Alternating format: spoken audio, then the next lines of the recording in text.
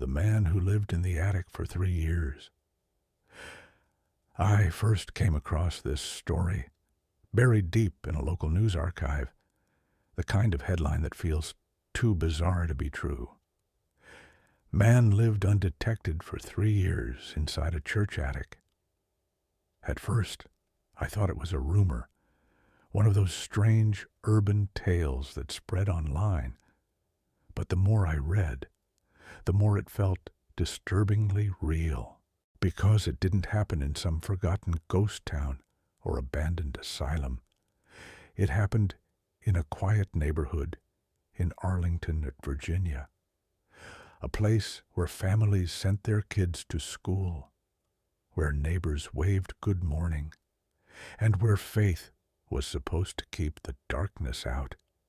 The church was St. Anne's Roman Catholic, a tall brick building with white trim, built in the 1940s. It stood peacefully at the corner of 10th Street, the kind of place that always smelled faintly of incense and old wood. Parishioners came and went every Sunday, lighting candles, whispering prayers. No one imagined that just a few feet above them, hidden between the rafters and insulation, a man was quietly watching, breathing, and waiting. His name was William Barker, 42 years old, homeless, invisible, and somehow, for 3 entire years, undetected. He would attend Mass like anyone else, blending in with the crowd. When the service ended and the doors were locked, he'd slip away into the attic through a loose ceiling tile, pulling the ladder up behind him. Up there, he had built a small world of his own, a sleeping bag, cans of food, bottles of water, even a guitar, a life balanced above holy ground. I remember thinking how terrifying that must be, not just because someone was up there, but because no one knew. The priests walked the halls below. Staff opened offices every morning. Children played outside the chapel, all unaware that footsteps echoed above their heads every night. The church, a place meant for refuge, had become a cage that held a secret no one could see. What haunted me most wasn't just that he lived there, but how he managed to stay so quiet for 3 whole years, and what made him choose that place, out of all the roofs in the city, to disappear under. When I spoke to a parish volunteer months after the arrest, she told me something that stuck with me. "We thought it was just the building settling," she said. "Old churches make sounds, the creaks, the taps, the whispers through the pipes. You stop hearing them after a while. But looking back, they realized those noises weren't random. They had a pattern. Soft thuds late at night. Light footsteps after everyone had gone home. The kind of sounds you only notice when everything else is silent. At first, no one wanted to believe it. The cleaning crew sometimes found empty food wrappers behind pews, but they blamed the homeless who occasionally took shelter near the entrance. A maintenance worker once joked that a squirrel must have found its way inside because things kept disappearing. An apple from the staff kitchen, a bottle of water, even a box of communion wafers. But the joke faded the day they found a footprint in the dust near the attic crawl space. It was human, small, and fresh. There's something eerie about the way humans explain away the unexplainable. We invent excuses to protect ourselves from fear.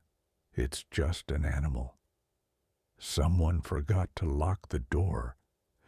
We build stories that let us sleep.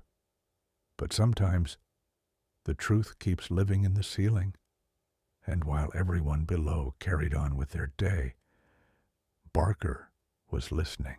He'd wait until the lights dimmed, then crawl down the rafters and move through the shadows like a ghost. He used flashlights wrapped in cloth so the glow wouldn't leak through the cracks. Imagine sitting in a pew, praying, never knowing there's someone just a few feet above your head, watching you, memorizing the rhythm of the church bells, learning when it was safe to move. One priest said later that he used to feel a presence, but thought it was his imagination. He'd close his office late at night and hear a faint tapping sound, like someone dragging something across wood. He told himself it was nothing until the day they found the ladder. That ladder changed everything. It was hidden behind a stack of folding chairs, leaning against a ceiling tile that looked slightly out of place. And when they climbed up to check it, what they found would turn quiet suspicion into horror. The discovery of that ladder should have answered questions, but it only raised new ones. Who had been using it? How long had it been there? And more importantly, how had no one noticed?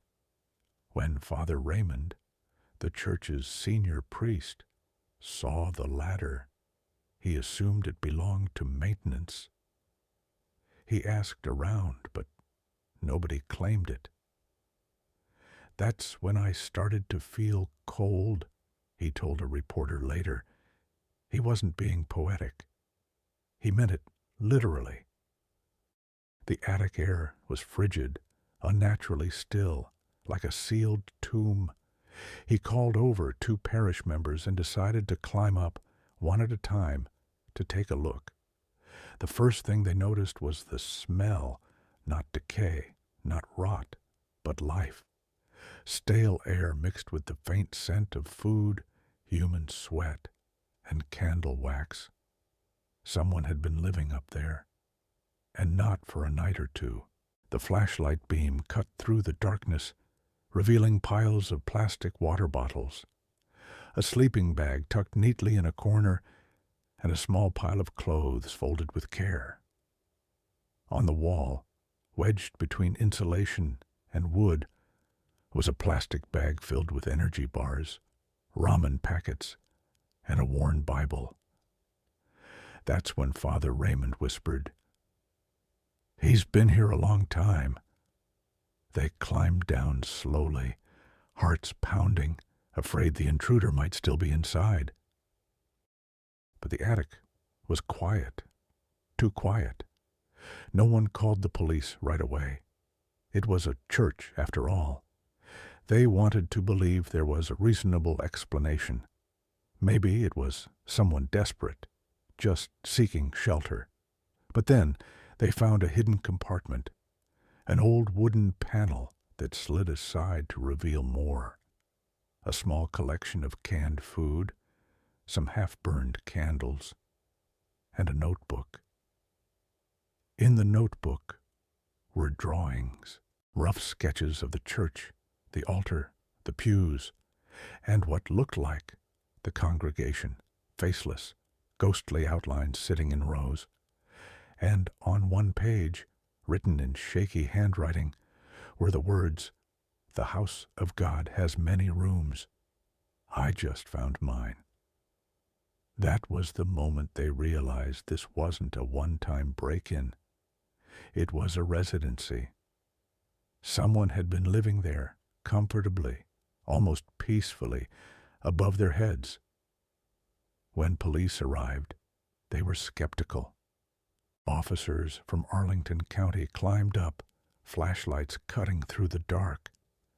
The attic spanned the entire roof line, long, narrow, filled with dust and relics from decades of parish storage. But in the far corner, where the light barely reached, they found him, William Barker. He didn't run, didn't fight. He just looked at them, almost embarrassed, like a man caught trespassing in his own secret world. His clothes were clean, his belongings neatly arranged. He even thanked them for being kind enough to check on him. The officers couldn't believe what they were hearing. When they asked how long he'd been there, he said calmly, "About 3 years, maybe a little more. I lost track." They thought he was lying, but the evidence said otherwise. The dust layers, the old food packaging, even the church's maintenance logs, all matched his timeline. Somehow, this man had managed to live in the attic above an active church for 3 entire years without anyone realizing it. One officer said later, it was like finding out your house had a second tenant you never met. And that's when the strangest part began.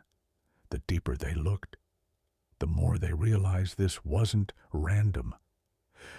Barker had chosen this church for a reason.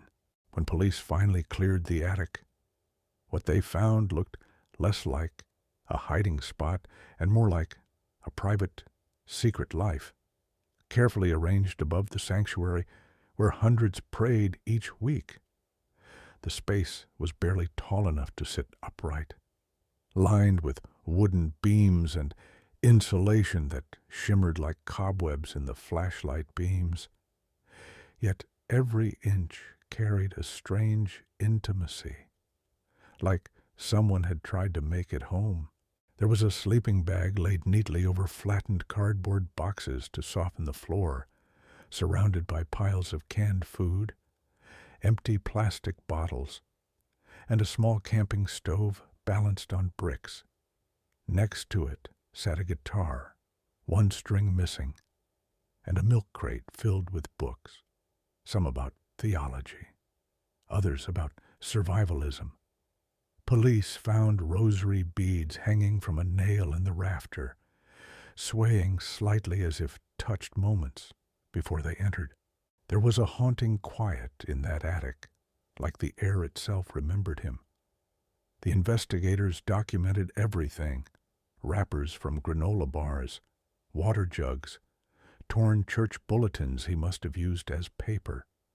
They even found a small mirror taped to a wooden beam, and under it, a comb, a toothbrush, and an old disposable razor. It was eerie how cleanly he'd lived up there. There was no trash scattered around, no smell of decay. Just a man who had carved out a life in the hidden space above the faithful. What unsettled everyone most wasn't the clutter, it was the evidence of awareness. On one wall, drawn faintly in pencil, were notes, times, dates, lists. Some appeared to match church events. Mass 8 a.m., baptism sat, youth choir twos. It meant he'd been listening, memorizing the rhythm of the church, syncing his life to its heartbeat. He moved only when the building slept. Bate when the lights went out, lived between the echoes of footsteps. A few of the staff later recalled feeling watched, but never saw anything. One teacher from the church's daycare said she used to hear faint music coming from the ceiling when she arrived early in the mornings, soft guitar chords, just a few seconds, then silence. She assumed it was coming from someone's phone. It wasn't, and yet, what shook the officers most was a single framed picture found near his bedding, a photograph of the church itself. It had been printed from a computer, slightly faded, and inside the frame, written in black pen, were the words, "I found peace above the noise." They didn't understand what that meant at the time. Maybe it was a metaphor, maybe something else entirely. But it hinted at a man who wasn't hiding out of fear. He was searching for something. Still, even then, the police didn't realize this story went much deeper, because when they ran his name, they discovered this wasn't his first church, and it definitely wasn't the first time he disappeared into the ceiling. When detectives looked deeper into William Barker's past, the pattern they uncovered didn't look like a string of random crimes. It looked like a man slowly fading between worlds. His record went back years: trespassing, burglary, a few incidents at other churches in neighboring counties. It seemed every time he got out of jail, he drifted back to sacred ground, like something inside him couldn't stay away from it. One officer said, "It's like he was drawn to the quiet." His life before the attic was a blur of instability. Old neighbors described him as quiet, polite, but off. He'd once worked odd jobs, landscaping, janitorial work, but never stayed anywhere long. When asked about family, no one could name a single relative. It was as if he had deliberately erased himself. By the time he appeared at St. Anne's, he was already a ghost in his own life. He'd become the kind of man who could walk through a crowd and leave no trace except the echo of his footsteps. The strangest part, he didn't break in the way people imagined. He blended in. Parishioners remembered him sitting alone in the last pew during Mass, week after week, never speaking, never taking communion, just staring at the altar. When the service ended, he'd quietly slip away toward the back. Nobody questioned it. People come and go in churches all the time. But what they didn't know was that after the doors locked, he was still inside. Police believe that night after night, Barker climbed the ladder into the attic and listened to the world below. Weddings, confessions, baptisms, all happening under his hidden perch. He learned every creak, every light schedule, every prayer. He must have known when people cried, when they laughed, when they thought they were completely alone. He became a silent witness to every sacred secret spoken beneath those rafters. And there was something else, something more unsettling. In one of the boxes beside his makeshift bed, officers found scraps of paper filled with phrases. Some were scripture verses, others were fragments of what looked like journal entries. Most were short and cryptic. "I don't belong below anymore. They forget that God watches from above. Silence is holy, but it's loud up here." Reading those words, you could almost sense the way his mind had started to fracture. Maybe up there, alone for years, the line between devotion and delusion had blurred. Maybe he began to believe he was meant to be there, that the attic was a kind of purgatory where only he could listen to what others couldn't hear. The priest later admitted something he never told the congregation. For months before Barker's arrest, he'd find candles burned to the wick, melted into the floorboards of the attic crawl space, directly above the altar. No one could explain how they got there, and even after Barker was taken away, the church never sounded the same. People swore they could still hear footsteps in the ceiling at night. But that wasn't even the scariest part, because when forensic teams went through the attic insulation and dated the dust layers, they realized something impossible. He might have been living there, long before anyone thought. When the forensic team entered St. Anne's attic to catalog the evidence, they expected a routine cleanup, photographs, itemized lists, reports. What they didn't expect was how old everything felt. The insulation around Barker's bedding was thick with compacted dust, layered like geological strata. At first glance, it looked like years of neglect, but when they began to pull samples, something strange emerged. The dust layers predated Barker's claimed arrival by at least a year. That didn't make sense. If he had only been there 3 years, as he'd told police, then some of his belongings, a blanket, a few empty cans, should have been recent. But several of them were embedded beneath older debris, as if they'd been there longer, undisturbed. One detective even joked nervously, maybe the church had more than one tenant. No one laughed. When they traced the expiration dates on some of the food items, canned beans, powdered drink packets, energy bars, many of them had expired in 2010.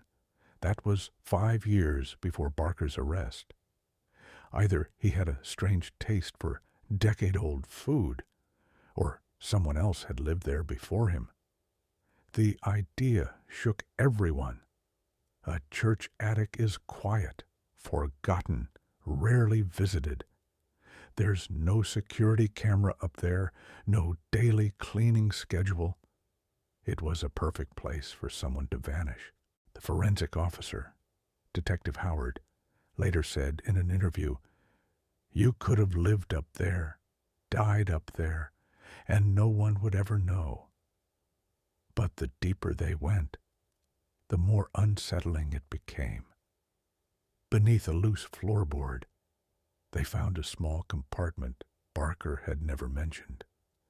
Inside were 2 old photographs, curled from heat, both black and white, showing the same church decades earlier. In the corner of one picture, faint but visible, was a figure in the attic window, a silhouette, no name, no date. When they showed the photos to Barker later, he stared at them for a long time. Then he smiled, a small, quiet smile, and said, "I didn't take those." Investigators couldn't tell if he meant it literally or mockingly. Some officers believed he was delusional. Others thought he was playing a game. But a few, especially those who'd walked through the attic themselves, felt something different. They said the air up there carried a heaviness, as if the place had absorbed every secret, every prayer, every sleepless night. And that's when the priest remembered something that sent chills through the entire investigation. Years earlier, before Barker's arrest, another parish caretaker had reported hearing footsteps in the attic too, back when Barker was still in jail. The report was dismissed at the time, but now, looking at the timeline, it didn't add up. There were sounds, lights, and movement long before Barker could have been there. The priest said quietly, "Maybe the church was never empty." And suddenly, everyone stopped asking how Barker had stayed there so long. They started wondering what had been waiting for him when he arrived. Even after Barker's arrest, the church never truly felt empty again. People went back to Mass. Children returned to classes. The choir rehearsed under the same roof. But there was an unease in the air that no one could quite shake. They said the building sounded different. Every creak, every echo felt heavier now, charged with the knowledge that, for years, someone had been up there, listening. The priests couldn't pray the same way. Father Raymond confessed in an interview that each time he stepped up to the pulpit, he caught himself glancing upward. He said he could still feel the man's presence above him, as if some trace of Barker's solitude had soaked into the beams. "I used to find peace here," he said, "but now it feels like the church is watching me back." For months, staff members reported strange incidents. Motion detectors going off with no movement. The smell of candle wax in the mornings when no candles had been burned. And sometimes, just sometimes, soft guitar strings humming faintly through the vents. The same sound a teacher swore she'd heard before Barker was found. Police brushed it off, of course. Buildings settle.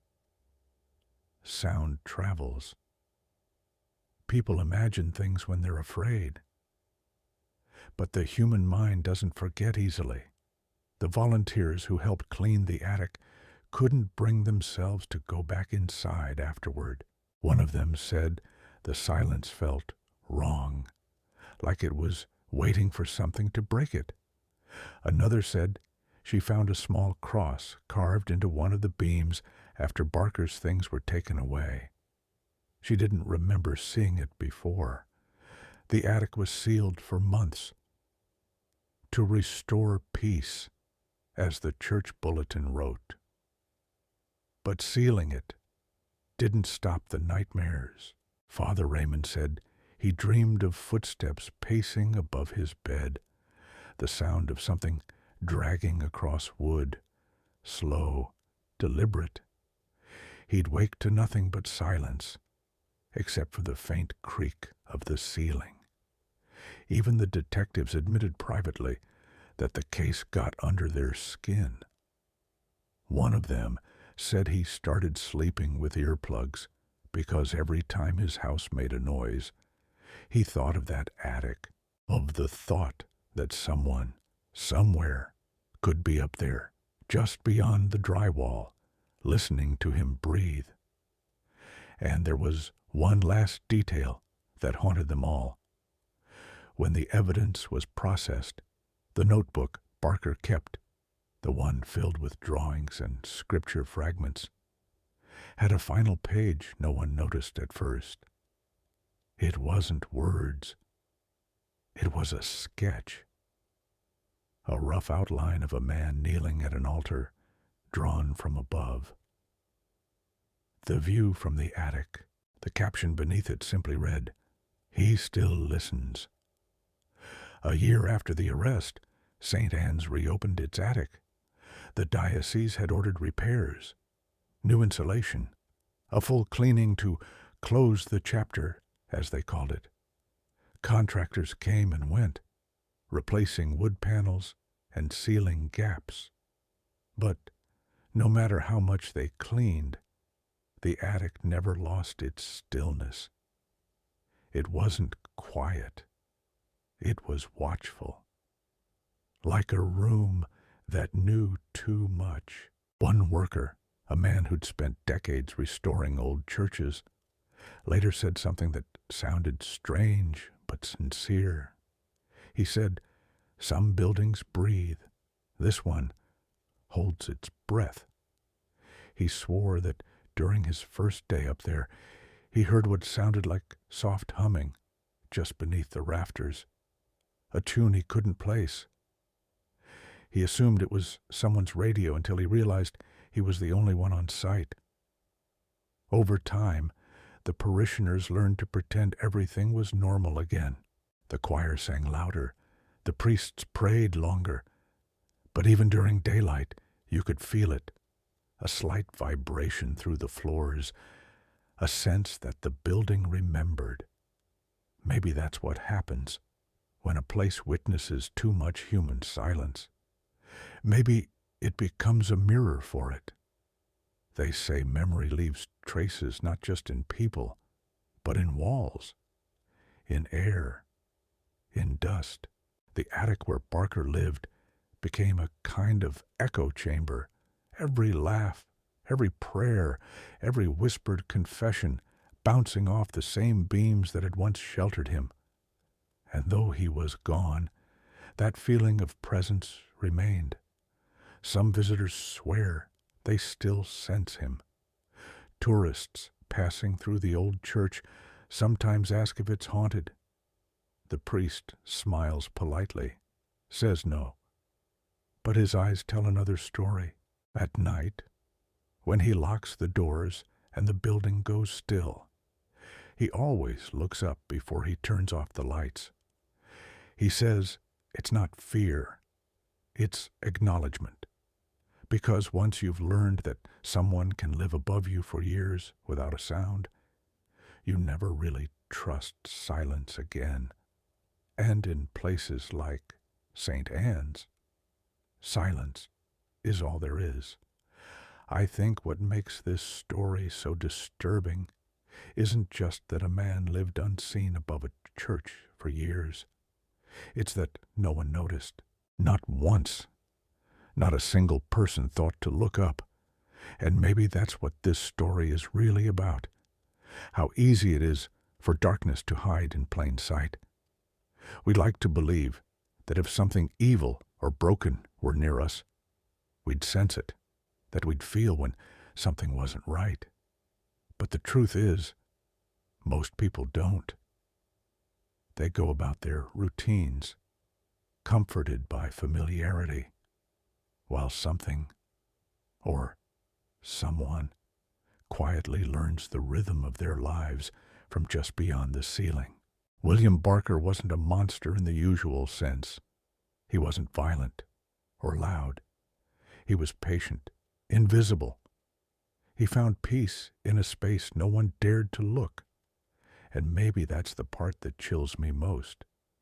The idea that solitude can twist so deeply that someone starts confusing isolation for sanctuary. The attic at St. Anne's has been sealed for years now. The church holds Mass like always. The community has moved on. But there's a lesson that lingers there, somewhere between the bricks and the beams. Silence doesn't always mean safety. Sometimes it's just the sound of something waiting to be found. If you ever find yourself in a quiet building late at night, and the air feels just a little too still, remember this story, and maybe look up. Thank you for watching Last Scene. If you enjoy these real-life mysteries and haunting true stories, don't forget to subscribe, leave a comment, and turn on notifications. I post new stories every week, each one exploring the shadows that hide behind ordinary places. Until next time, stay curious, stay safe, and never ignore the noises in your ceiling.